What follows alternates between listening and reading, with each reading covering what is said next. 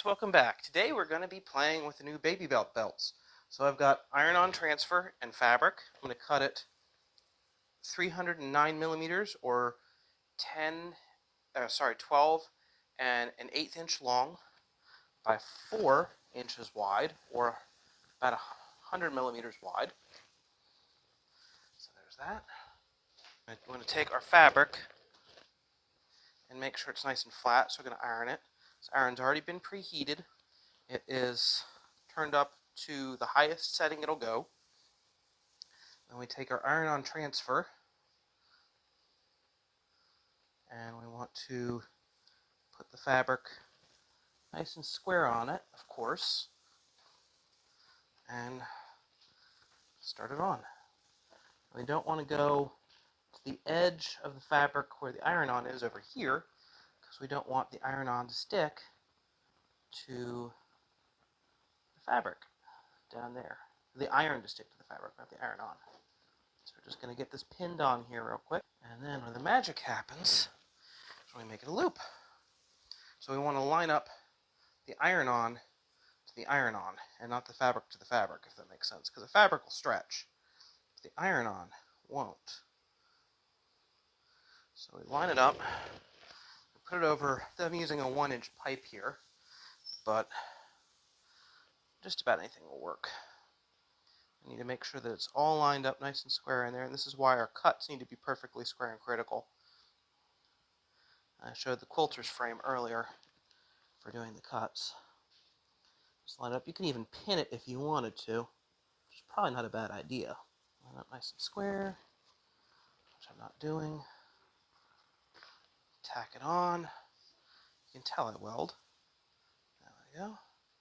Get that seam in there really well. Once we've gotten that seam down really well, then we're going to make sure that this seam here is lined up. I'm just going to hold it and work our way from the seam we just did, keeping the fabric square on the iron-on.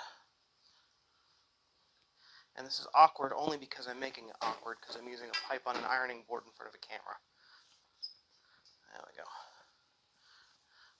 Just roll the pipe around and keep it ironing on.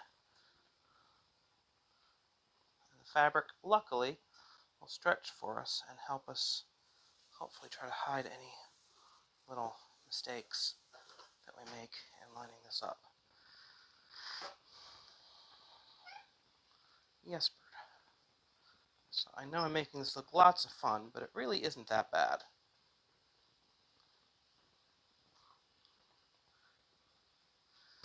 And then, once you think you've got it ironed on, I recommend going at least another 2 or 3 times, because you really don't want this coming apart, and it can't hurt to heat it up more.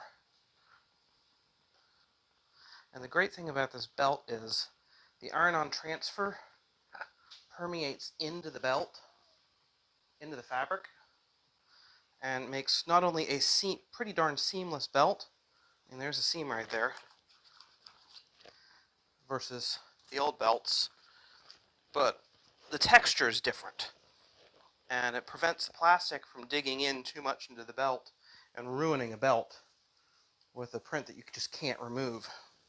I let a printer go absolutely crazy on a belt for 8 hours. It lost its positioning. The extruder was over extruding, and I did all this stuff on purpose, of course, and just let it keep going until the extruder clogged. And I was able to get it all off and recover the belt, whereas that would have been a lost belt with the old method. So anyways, happy baby belting, and till next time.